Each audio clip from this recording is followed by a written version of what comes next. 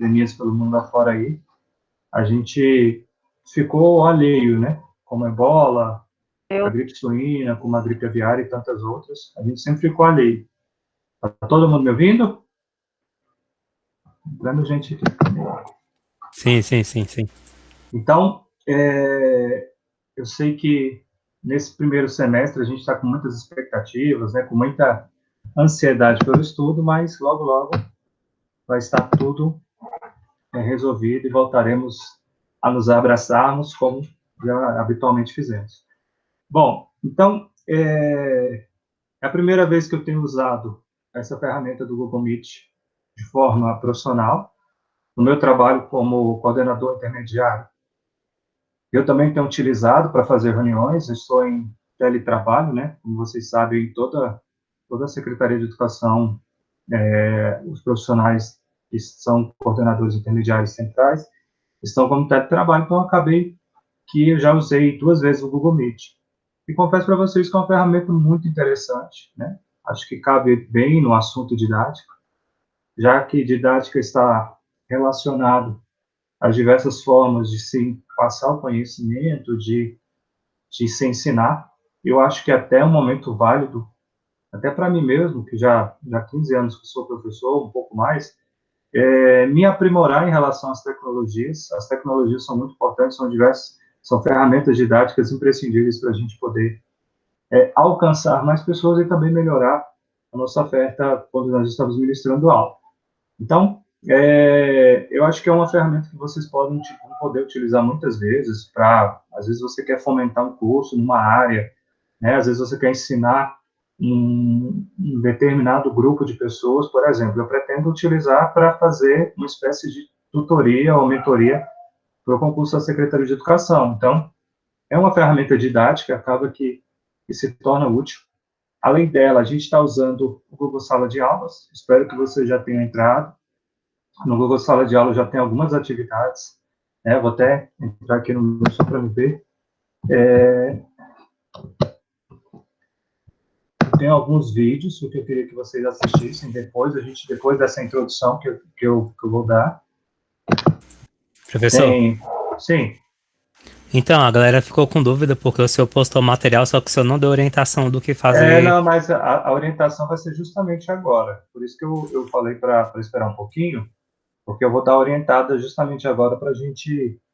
Na verdade, vocês vão usar essa 1 hora, né, de 8 às 9, para poder ler, para poder se inteirar, né?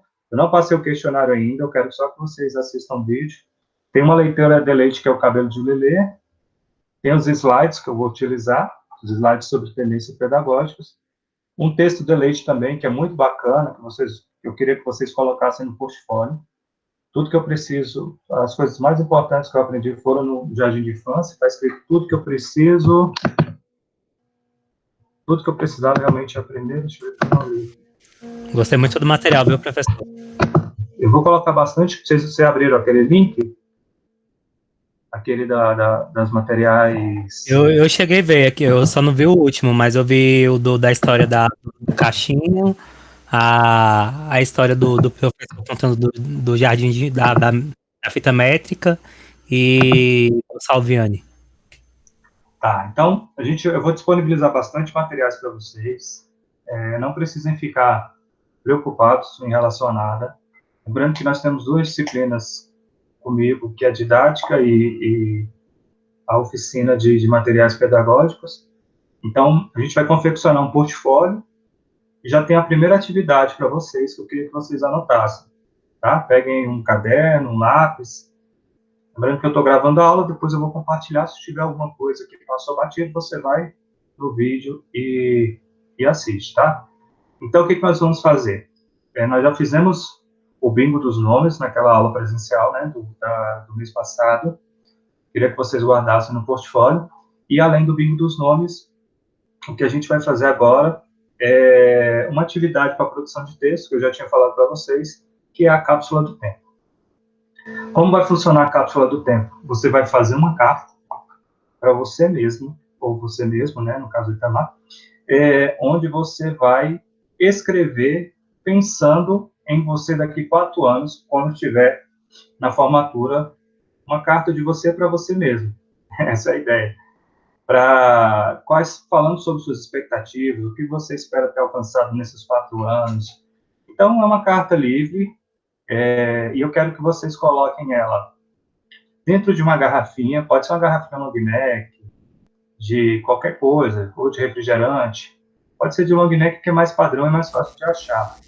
Você vai enrolar ela, colocar e tampar, se quiser colocar uma rolha, como se fosse aquelas garrafas que a gente, que passa muito em filme, que as pessoas encontram, né, na praia, joga-se no mar e ela viaja por muito tempo. Pode ser essa de long neck mesmo, Tamar. Colocar de cor, né? Deve ter escrito errado. Então, o seguinte, corona, tá certo. Bom, então, essa é a primeira atividade, uma produção de texto, né, para a matéria de docências de práticas. Então, vocês vão fazer essa cápsula do tempo, enfeitar bem bonitinha, tá? No final, eu vou recolher todo esse material. A cápsula, se vocês quiserem entregar antes, eu vou colocar numa caixa, guardar na faculdade, e vocês vão receber só quando forem concluir, quando estiverem recebendo o canudo de vocês. Espero eu, quem sabe, estar na formatura de vocês, né?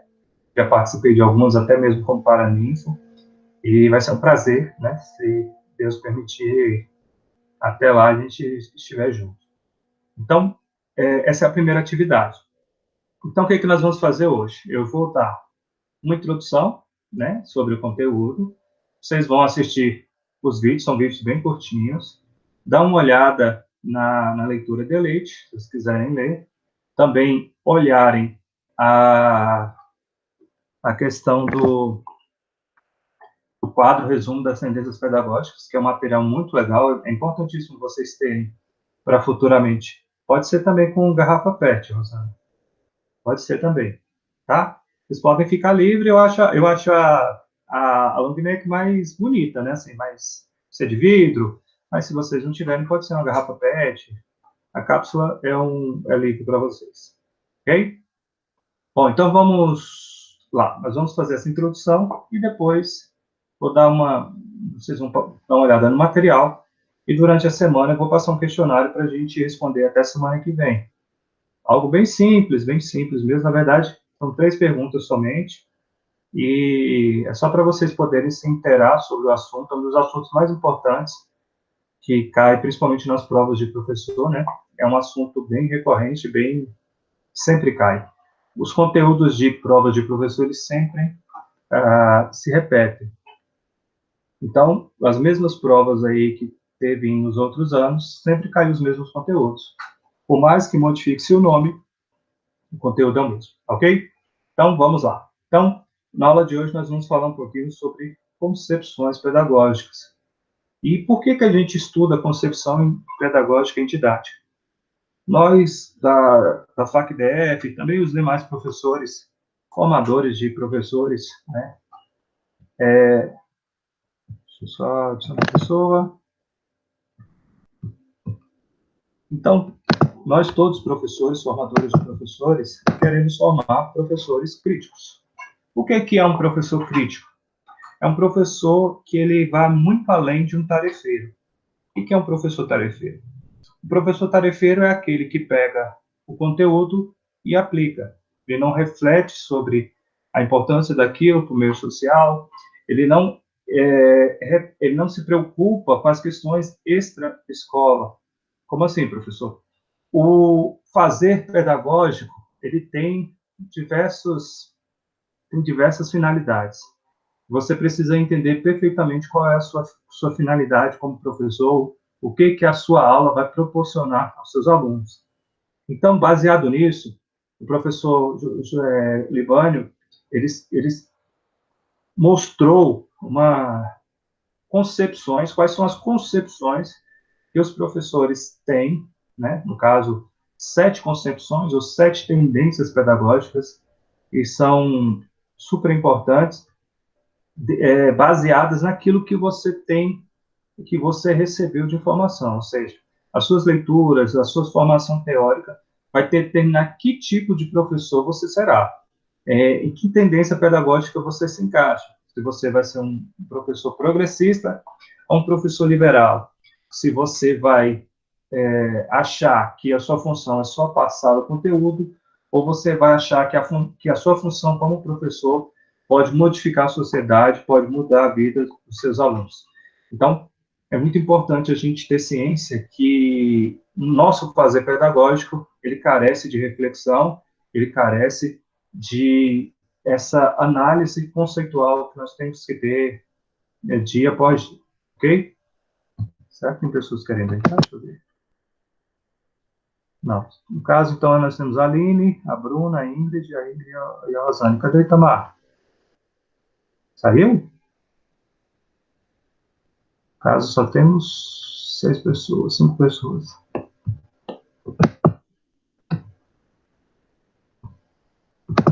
Ok, vamos voltar. Então, baseado nisso, eu queria que vocês entendessem que o professor Libânio ele é uma das referências para a nossa bibliografia. Eu deixei o livro Didática do José Carlos Libânio para vocês lerem. Eu queria que vocês lessem. É muito importante a leitura. É o principal livro de didática no Brasil, né? O Libânio que estará aqui em Brasília, eu não sei se já teve ou não vai estar por conta do coronavírus, mas ele de fato é uma referência em termos de didática. Então, é muito importante que vocês leiam esse livro, ok? Então, ele delimita que existem 2 grupos de tendências pedagógicas. 2 grupos. Como assim, professor? Hoje a gente tem vivido uma disputa política muito acirrada no Brasil. Se você abrir o seu Facebook, você vai ver fatalmente uma briga dos bolsonaristas contra os esquerdistas, né? Como se não houvesse um terceiro grupo que não se importa nem com os bolsonaristas, nem com os esquerdistas. Mas, teoricamente, é como se fosse uma festa de paritins, onde tem o caprichoso e o garantido, boi vermelho e boi azul, e eles ficam brigando o tempo todo. Então, em termos de conceito, existem 2 grupos que defendem o modelo de sociedade em que vivemos. Um grupo liberal, ele defende que a sociedade já é perfeita do jeito que está, logo, a função da escola é simplesmente repassar os conteúdos e não é interferir nessa organização social. E existe um grupo também dos progressistas, né? Ou, se vocês quiserem também chamar de um grupo de esquerda, e o liberal sendo um grupo de direita, onde esse grupo defende que a sociedade vive em conflito e, logo, ela precisa dessa reorganização, a escola deve interferir na vida das pessoas, para as pessoas entenderem o seu papel dentro da sociedade, modificar a sociedade, torná-la menos injusta, fugindo um pouco desse ideário do capitalismo, principalmente do século XX, que hoje não é tão exacerbado como foi no início do século XX, nem no final do século XIX, mas ainda temos muitos traços, né, da importância da vida econômica.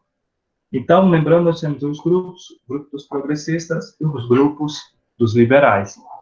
Então, no grupo dos liberais, nós vamos ter 4 tendências pedagógicas, 4 tendências. E no grupo progressistas, a gente terá 3 tendências pedagógicas.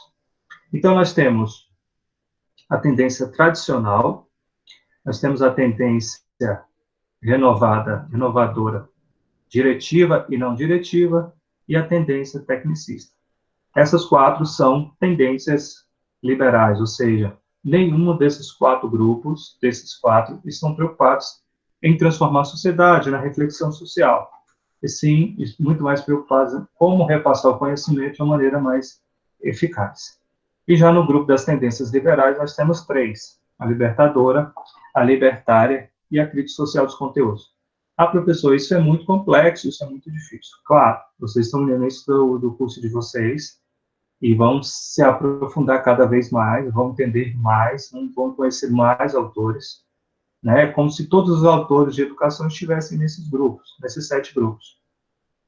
Então, a ideia é que vocês vão conhecendo, e para isso a gente vai fazendo exercícios, assistindo alguns vídeos, entendendo o contexto.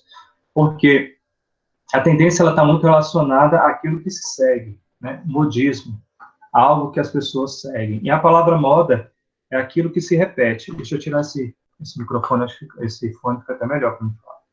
Então, a tendência é aquilo que se segue, né, como uma tendência da moda, né, por exemplo, atualmente a tendência dos homens é usar barba, ou a tendência das mulheres é usar uma unha gel, são tendências, são aquilo que as pessoas começam a seguir. Então, é muito importante a gente conhecer todas essas 7 tendências, as 4 liberais e as 3 progressistas, ok? Então, para começar, a primeira tendência que nós vamos falar é a tendência tradicional. A tendência tradicional, como o próprio nome já diz, é algo já de tradição, algo que já tem muito e muito tempo. Ela começou no Brasil com a chegada dos jesuítas em 1549. Vocês lembram que eu falei muito sobre isso no início. Então, nessa tendência, o professor acredita que a função da escola é repassar os conhecimentos produzidos pela humanidade, sem nenhum tipo de crítica. Você aprende o que com a planta gimnosperma, você aprende... Ó, tem outro homem agora na sala, Anderson. Não conheço o Anderson ainda, né? Só conheço o Itamar, pelo menos só tinha o Itamar de homem na sala. Então, seja bem-vindo, Anderson. Eu sou o professor Adriano, se você não tiver tido a oportunidade de me ver, nós estamos falando sobre tendências pedagógicas. Lembrando, são 7 tendências, 4 liberais e 3 progressistas.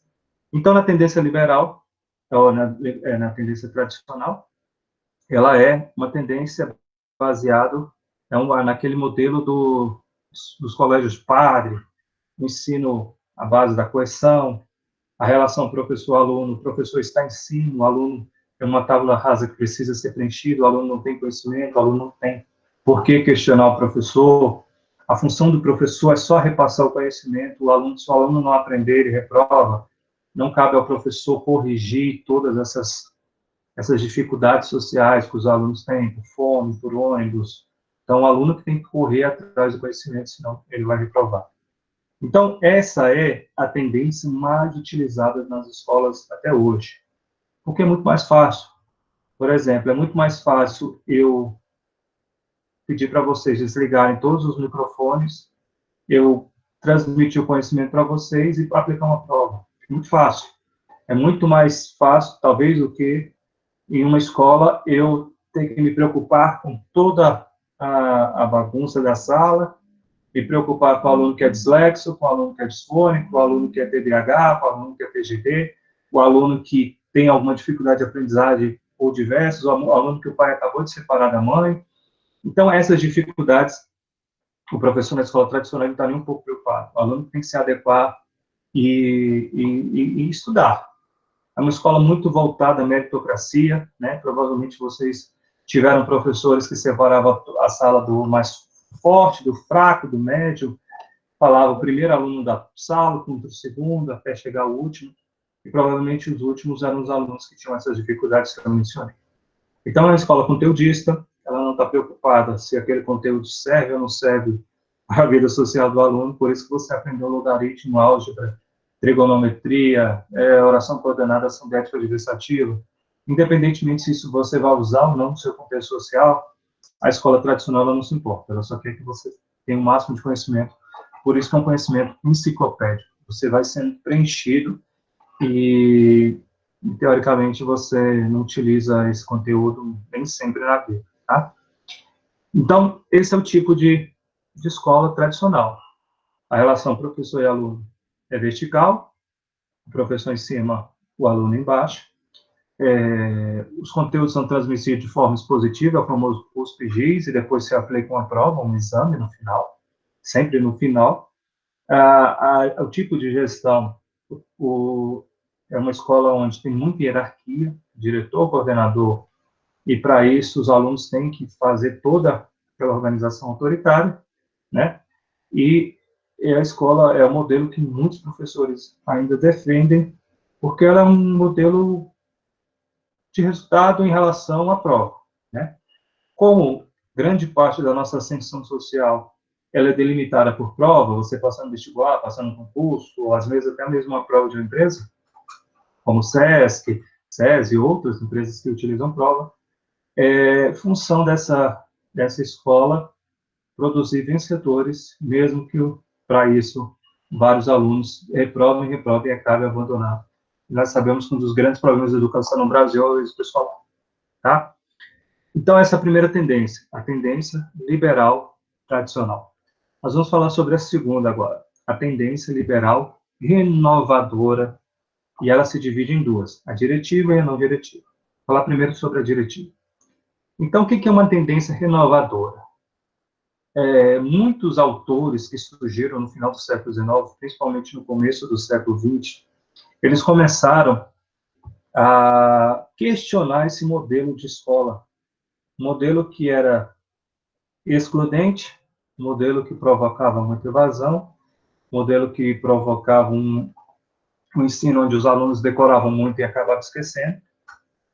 E eles propõem um novo modelo de escola, uma escola diferente. E aí surgem esses pensadores renovados, novos. E no Brasil tem um movimento chamado Movimento da Escola Nova, né? Então, o que são esses autores? Eles propõem um novo modelo de organização.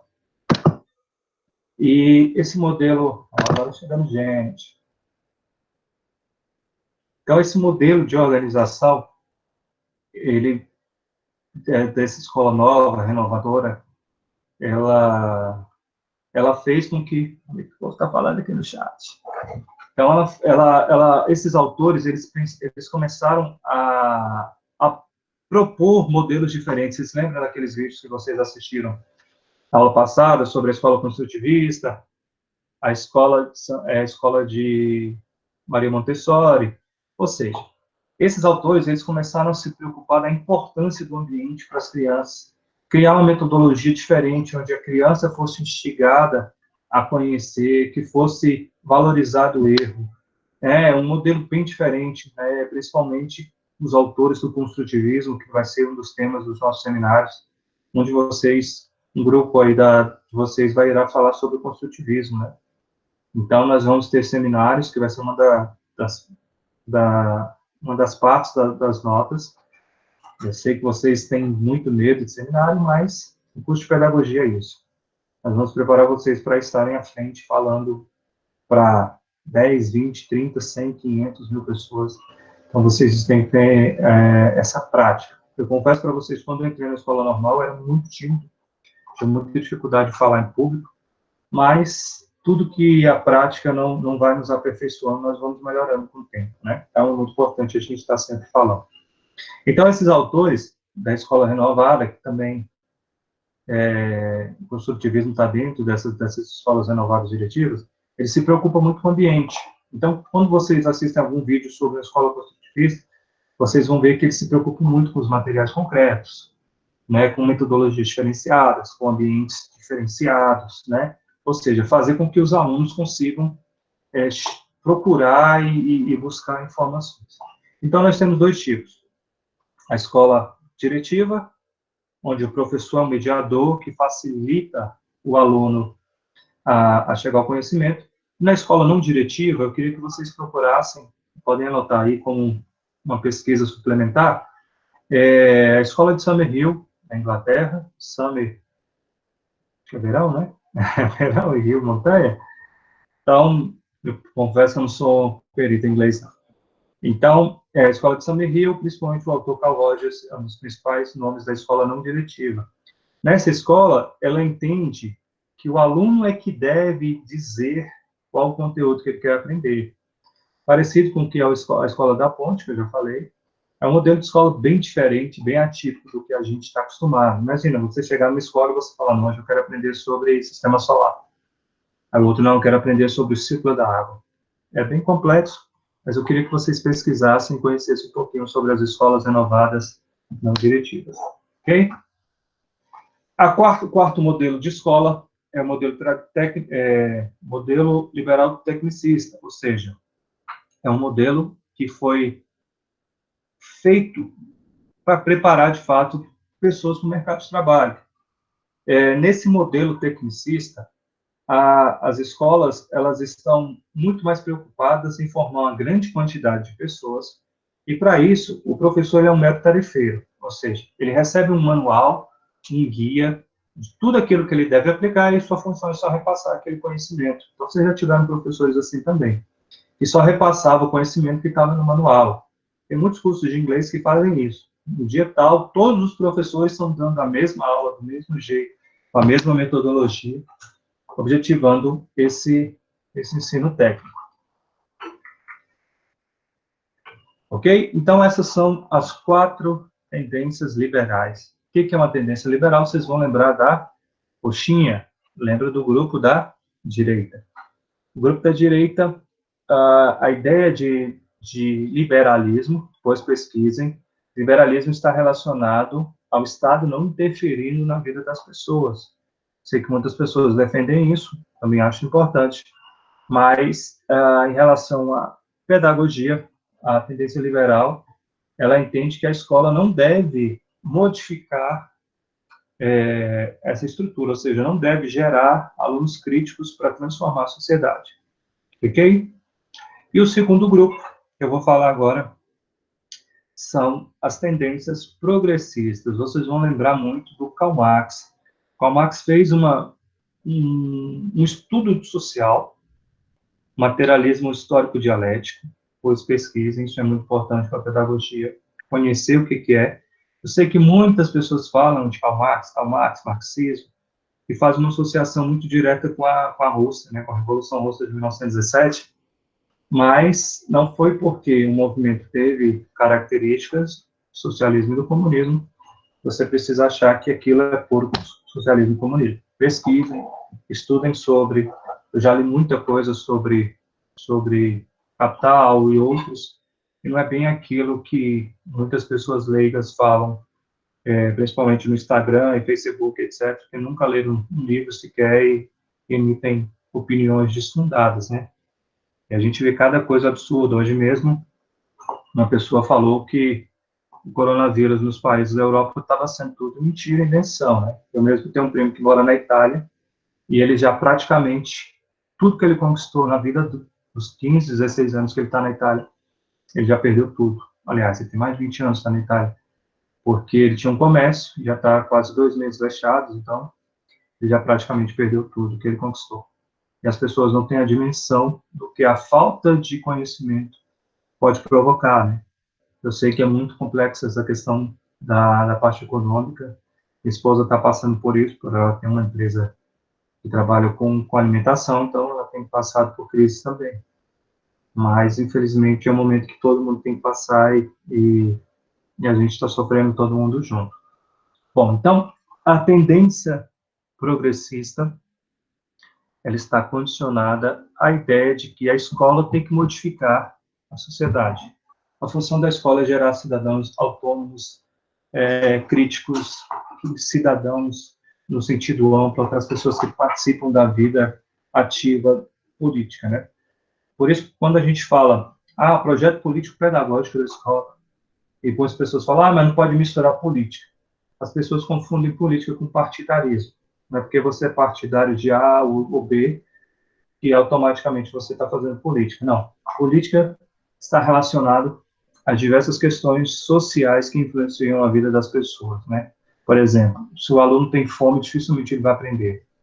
Se o aluno ele tem questões psicobiológicas, dificuldades na fala, na audição, na visão, ele vai ter dificuldade de aprender.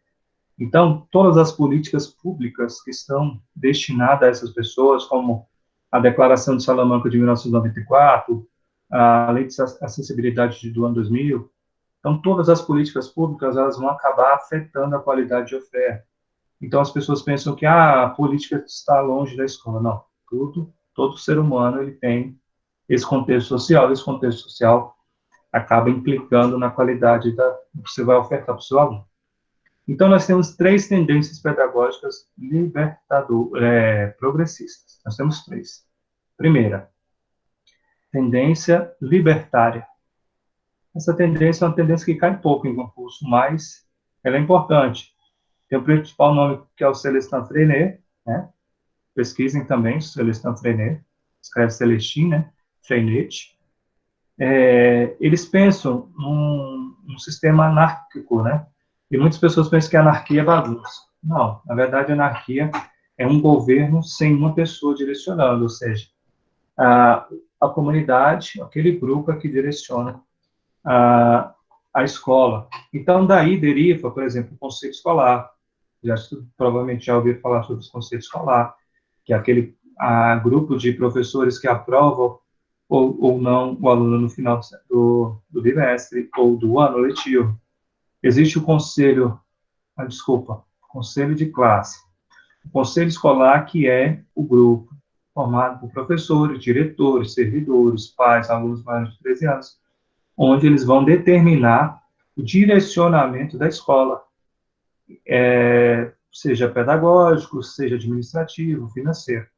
Então, esse é o conselho escolar. É um conselho formado por diversos atores, pais, alunos, professores, direção, e determinam como essa escola deve ser gerida.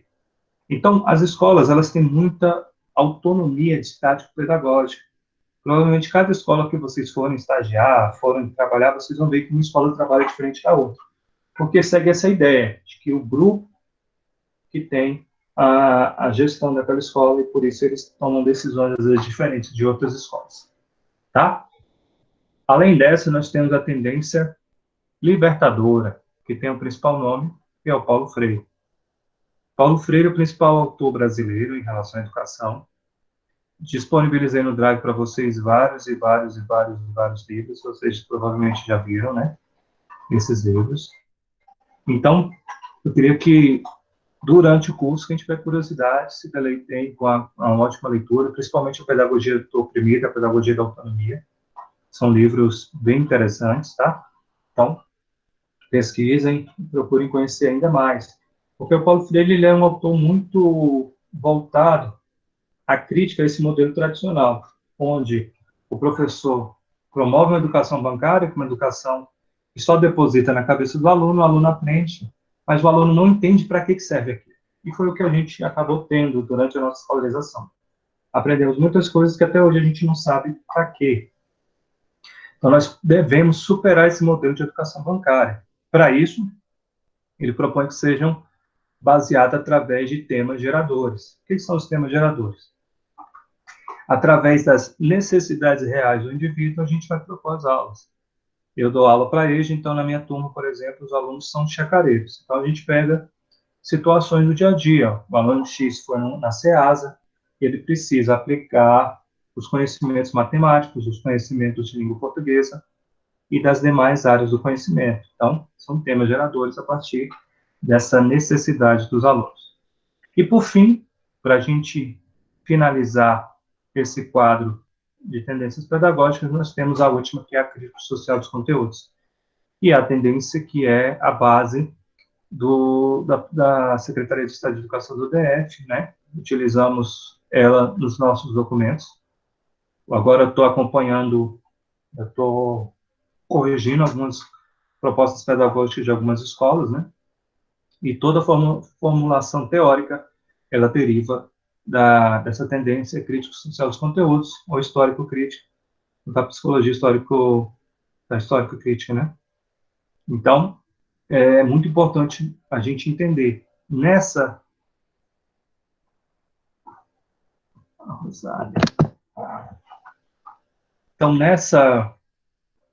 tendência, valoriza-se muito os conteúdos, mas também a gente entende que precisa se valorizar a bagagem que os alunos já têm e mostrar para os alunos como aplicar esses conhecimentos durante as várias etapas das suas vidas.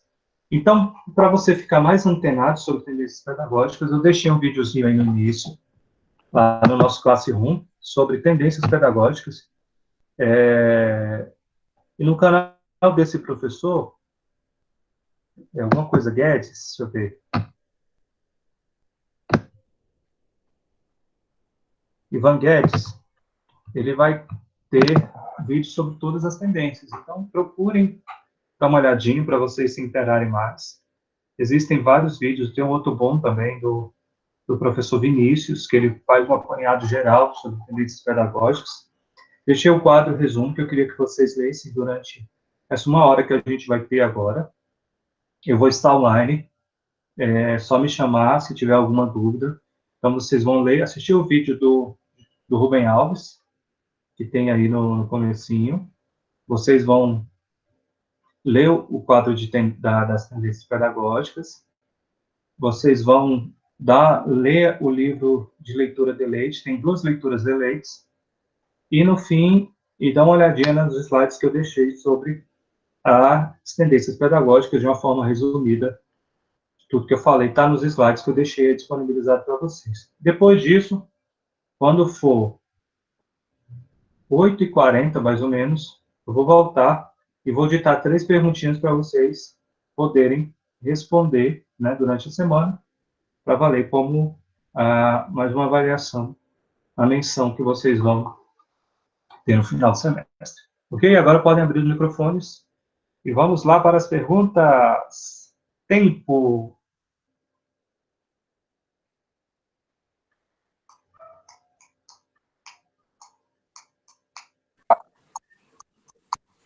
Professor, tá cortando. Oi? Oi, tá cortando. Agora vocês estão ouvindo? Tá cortando, professor. Não estão me ouvindo direito? Tá cortando tua cara, Rosana. A cara da Tá Rosana? cortando. A internet dela que tá ruim, professor, pelo amor de Deus. Deve ser, Rosana. Você está ouvindo? Deu para ouvir tudo certinho aí, Tamar? Perfeitamente. E eu que moro na roça, hein? Vocês que moram na cidade grande não estão conseguindo me ouvir. Eu moro na roça e estou aqui em Brás, longe. Professor, Sim. resume aí o que dá tipo assim, o que seria bem resumidamente assim um conceito de cada uma desses tipos de libertadora, literária que o senhor falou aí. Qual que diferencia? Não, o que diferencia uma da outra? Assim, rapidamente. Da libertadora, da libertária? Todas essas que o senhor explicou. Tá. Tradicional é um modelo onde está preocupado só em repassar o conhecimento. E é o modelo que a gente teve. Prova, decora, copia, decora, copia. Essa é a tradicional. A renovadora diretiva está preocupada com as metodologias. Por exemplo, você vai dar uma aula de matemática, você vai usar um quadro de prega, você vai usar um data show, você está preocupado com o ambiente, como os alunos se o aluno vai sentar em rodinha, se o aluno vai sentar em ovo, entendeu? Então, se preocupa muito com o ambiente e como preparar esse aluno. A diferença para a não diretiva é que a não diretiva, o aluno é que vai atrás do conhecimento. A diretiva, o professor que coloca o conhecimento para o aluno aprender. A tecnicista, o professor só pega o manual e transmite o conteúdo, tá? Então, o curso técnico usa isso. Você recebe lá uma cartilha, o professor lê, geralmente escreve no quadro, copia, todos os professores fazem a mesma aula, o professor não tem autonomia para preparar nada. Tá? Então, nessas 4... Professor, não me ouviu? Então, nessas 4, o professor não está preocupado em mudar a sociedade, por isso que elas são liberais. Já nas outras 3 que são progressistas, o professor se preocupa em refletir sobre a sociedade, pensar no sistema econômico, etc. A gente tem a libertária. A libertária, a palavra-chave dela é autogestionária. Os grupos que se organizam para chegar ao conhecimento. Já a libertadora, que é a do Paulo Freire, não confundir libertária com libertadora, ela segue essa ideia do Paulo Freire, onde o Paulo Freire defendia que mais importante do que o conteúdo é refletir sobre a sociedade, e para isso ele usava o diálogo como forma de dar aula, onde as pessoas conversavam bastante, e através dos temas geradores se propõe a aula. E na última, que é a crítica social dos conteúdos, é o modelo que a gente coloca como um modelo mais certo, é o modelo que se segue, onde a gente valoriza o conteúdo, mas também valoriza a bagagem do aluno, e para isso a gente utiliza de várias ferramentas para que o aluno tenha criticidade, autonomia e se torne um cidadão exemplar. Alright? O João está segurando, fica agoniado. Professor? Sim. falando do Paulo Freire, talvez seja por esse motivo que eu vi até a professora Masdeu comentando, que a metodologia do Paulo Freire, o pensamento dele não era muito aceito pelo governo atual. Sim, Foi muito pregado no governo atual a questão da escola militar, o militarismo, mas pelo conceito de ordem, de disciplina e tal. sim. Talvez esse seja o motivo que o pensamento do Paulo Freire não seja aceito pelo governo atual? Sim. Primeiro que um dos fatores que o Paulo Freire é um dos fundadores do PT, né? Esse é um dos fatores também. Só fechar a janela aqui, gente, porque tá chovendo e eu tô fazendo um papo.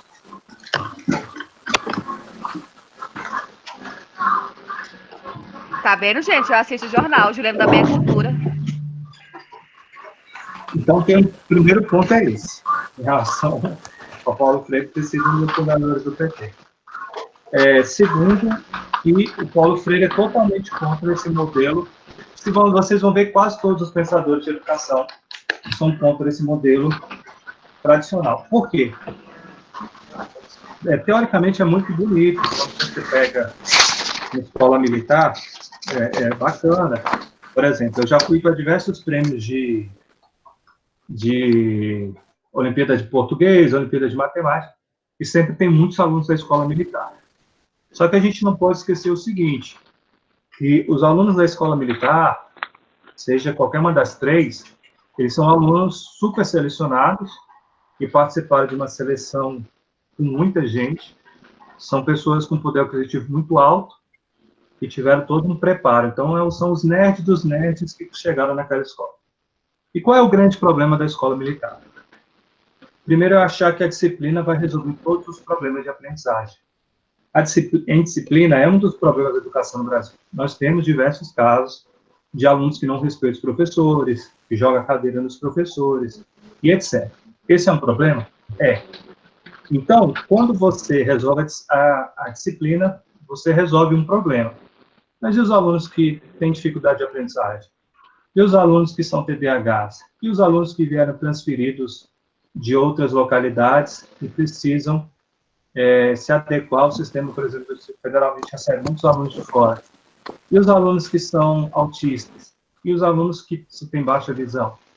Então, nesse modelo militar, impõe-se muito a questão da meritocracia.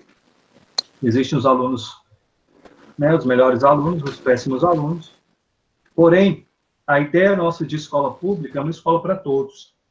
E a gente precisa entender que todo é muita gente. É o filho do pobre, é o filho da prostituta, é o filho do traficante, é o filho do aviãozinho que entrega droga. Então, todas essas crianças, elas não estão em pé de igualdade para competir com os alunos da escola militar e, automaticamente, tem sido essas crianças que têm evadido, indo para o EJA e abandonando. Quando eu falo sobre aprendizado, um dos grandes problemas da educação no Brasil não é o aprendizado. Se você for ver, por exemplo, as notas dos alunos nas provas, aqui no DF não é tão problemático. O nosso IDEB fica abaixo, porque o DF tem um alto índice de reprovação e um alto índice de evasão. Se vocês forem ver quem são esses alunos pobres, os alunos da periferia. Por exemplo, você pega o IDEB da Asa Sul e da Asa Norte, é uma média 7. Você pega, por exemplo, o IDEB das zonas periféricas, já é um IDEB muito baixo. Se você pega o IDEB das escolas de zona rural, quanto mais afastadas, por exemplo, eu trabalhei na escola da UNESP, que já fica quase em Padre Bernardo, bem longe. As crianças são muito carentes. Tem muitas crianças que precisam ser diagnosticadas. E, automaticamente, são essas crianças que, se tivesse numa escola militar, seriam aquelas crianças taxadas, como vocês provavelmente já foram taxados, eu já fui taxado, como fraco, como lerdo, como que não consegue acompanhar os demais. Mesmo sendo um bom aluno, eu já recebi muitos rótulos. E algumas pessoas que recebem esses rótulos acabam ficando pelo percurso. Provavelmente vocês tiveram vários colegas que não conseguiram terminar o ensino médio. Eu tenho aí o exemplo de vocês que já mencionaram, e muitos de vocês acabaram abandonando e voltaram depois para fazer uma educação de jovens e adultos, ou demoraram muito tempo para chegar na faculdade com esse receio que a escola proporcionou a vocês. Tem pergunta no chat? Vamos ver. A minha net está cortando, tá, Rosana? A minha também. Ai. A Rosana perguntou, como vai fazer para passar a prova online? Vou fazer um Google Formulário. Não, na verdade, não tem prova online, não. Na verdade, vai ser só 3 perguntas que vocês vão responder. Simples, bem fácil. Tá? E se tiver futuramente na prova online, a gente vai fazer através do Google Formulário. Vai ser uma prova, claro, de pesquisa, porque tem como fazer uma prova tradicional e nem vou fazer prova tradicional. Aliás, apesar que tem uma prova que eu vou fazer, mas com outra finalidade. Tá? Mais alguma pergunta? Meu fone está funcionando? Tá funcionando. Ah, então tá bom.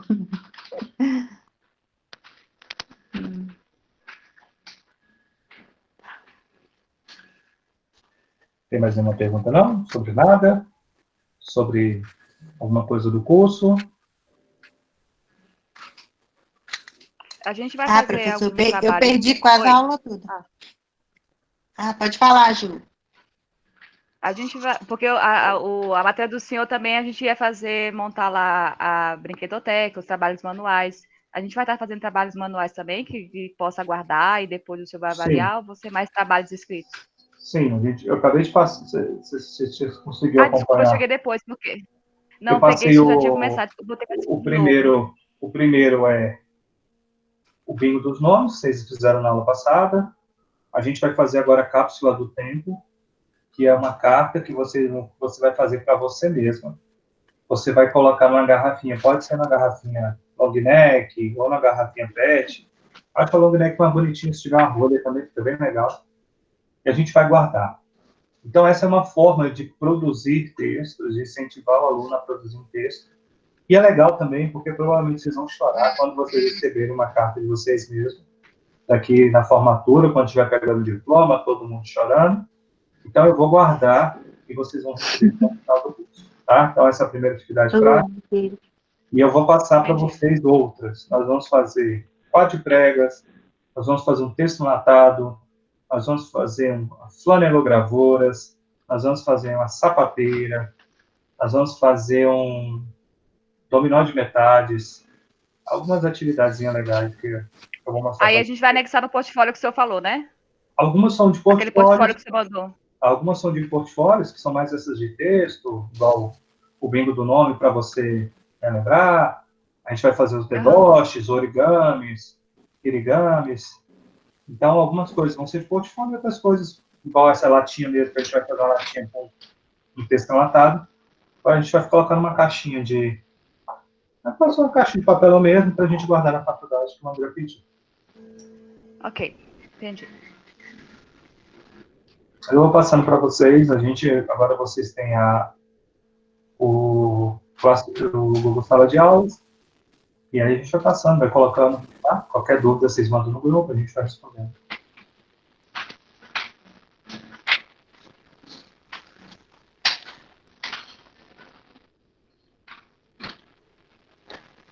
Sobre a avaliação, o que vai cair na avaliação? Vai ser o livro do Libânio. Então, dá uma olhadinha no livro do Libânio, vai cair um pouquinho sobre tendências pedagógicas, tá? Então, os 3 primeiros capítulos já podem se deleitando, tem no Drive, vocês ainda têm se não tiver o link do Drive, eu mando para vocês de novo. Lá vai ter o livro do Libânio. Perguntaram aqui qual é o código do Classroom, né? Do Google Sala de Aula. Deixa eu colocar aqui, fazer aqui no grupo. Pode deixar que eu encaminho para elas, professor. Pode mandar? Então tá ótimo.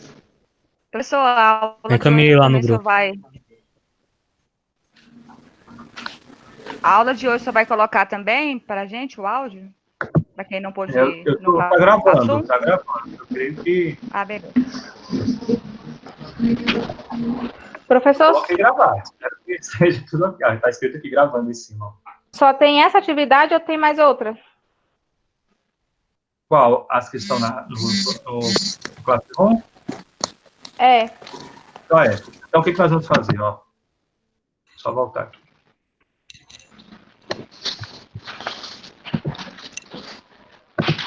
Então, o que vocês vão fazer? Assistir assistir o vídeo Introdução à Tendência e o vídeo Rubem Alvin da Escola Ideal.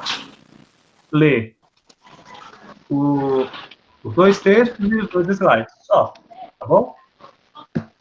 Ah, tá. E quando for 8h40, eu vou passar 3 perguntas para vocês anotarem e responder, depois me enviar. 8h40 hoje? Na verdade, é o seguinte, eu vou fazer diferente. Vou dar o tempo para vocês estudarem, ou online, qualquer dúvida pode falar. E depois a gente vai fazer as perguntas depois que eu vou fazendo um formulário. É mais fácil porque você não precisa ficar mandando pelo e-mail. Você respondeu ali, eu mando pelo próprio celular. Se você quiser responder, você responde pelo celular ou pelo notebook mesmo. Já fica tudo salvo, tudo bonitinho. E é mais fácil para mim e para vocês. Todas essas ferramentas, eu pretendo também, se vocês quiserem, a gente tem uma aula sobre tudo isso, né? Eu acho que é legal. Para a gente poder manusear, vocês criarem o Classroom de vocês também, vocês manusearem toda a parte de tecnologia que vocês, né, fazer um wiki, fazer um blog, fazer, sei lá, às vezes a pessoa tem dificuldade de fazer um canal no YouTube, não sei. Tem professores que têm, pasmem, tem muitos professores apanhando com esse negócio de aula online, tem muitos professores que não querem fazer de jeito nenhum por ter dificuldade. Então, é importante ter, tá?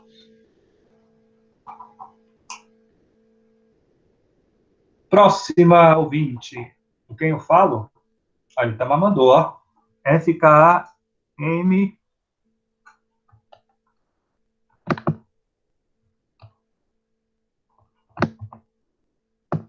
FKN LDG4. Código do professor, você baixa o aplicativo, provavelmente você já tem, né?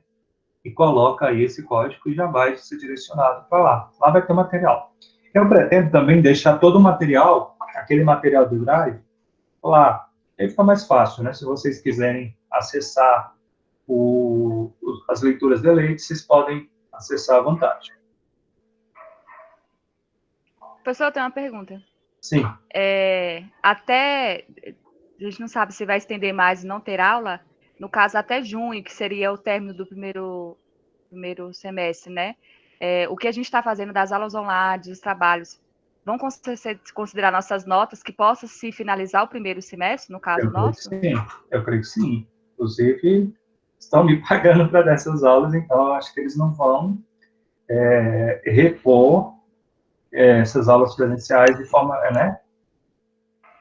E é legal porque você acaba tendo familiaridade com o ambiente virtual, e é uma coisa que eu incentivo vocês a fazerem. Se tiver curso sobre Moodle, curso sobre Blackboard, sobre qualquer plataforma virtual, eu creio que essa perspectiva de aula à distância vai se tornar cada vez mais presente.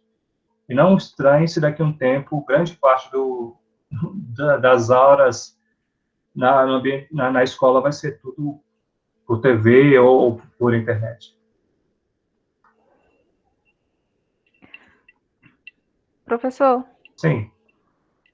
Vai ter seminários? Como é que vai ser? Yes, vamos ter. Agora que a gente não sabe como vai fazer, né? Com essa questão do corona. Se acabar logo, a gente vai ter. Senão, a gente não tem como fazer os seminários. Ah, entendi. Que pena. Não tem como a gente fazer os grupinhos, né? Se vocês quiserem também, né, fazer a apresentação igual eu estou fazendo aqui, não tem nada que... Não, professor. Não.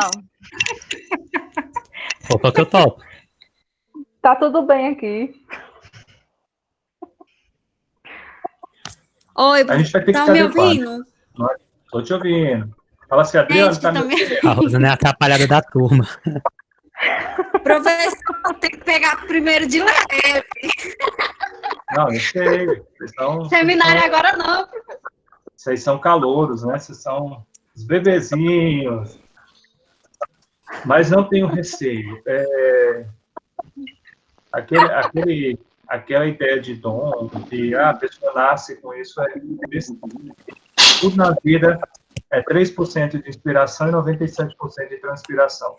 Então, se a gente pratica qualquer coisa, provavelmente você vai ficar. Eu demorei muito para aprender a tocar violão, muitos anos. E o que me faltava era mais prática, mais treino, não aconteceu. Então, tudo na vida a gente tem que praticar. É verdade. Então, vamos lá? Então, ó, assistam os vídeos, tá aí no Google Sala de Aula, no Classroom, e vejam o material, deem uma lida, tá? Aí, no final, se tiver alguma dúvida, é só me chamar. Eu vou ficar online, e aí é só vocês me chamarem, tá bom? Beijinho. Eu só não entendi, professor. Eu só não gostei muito do primeiro vídeo, não deu pra entender muito, não. Do velhinho até que eu achei bastante envolvedor. Agora o do outro rapaz lá não ficou meio... O de tendência? O de tendência é só para fazer uma introdução para vocês entenderem o que é uma tendência pedagógica. Só isso, tá? Então, não precisa ficar assustado, é só para você entender o que é uma tendência pedagógica. Aí, eu pedi para você explicar. Já sabe que são 7, né? E onde está? No quadro resumo, e quadro síntese das tendências. Então, de forma resumida, o que são as tendências pedagógicas, quem são os principais autores, como é que é a relação professor-aluno. Está bem resumidinho, tá? E nos slides vai ter explicando mais detalhadamente o que é cada tendência. Você chegou a ler os slides, Itamar? Sim. Eu só não li o último, mas os outros eu li. O do Jardim de Infância, né, que você botou, esse eu vi da historinha da menina, eu dei uma olhadinha na lista também que o senhor passou. O pessoal não viu que é o de didática mesmo, né? O grandão que o senhor passou de didática.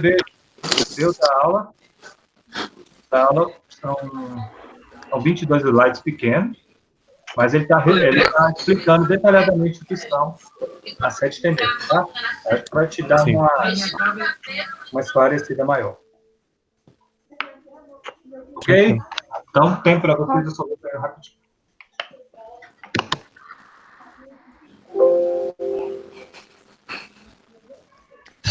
Itamar, Oi.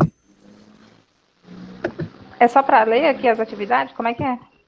Entra lá na plataforma, dá uma olhadinha no conteúdo que ele postou, tem uns vídeos da tendência pedagógica, depois tem o vídeo do senhorzinho contando um pouco sobre a educação lá também. Ah, tá.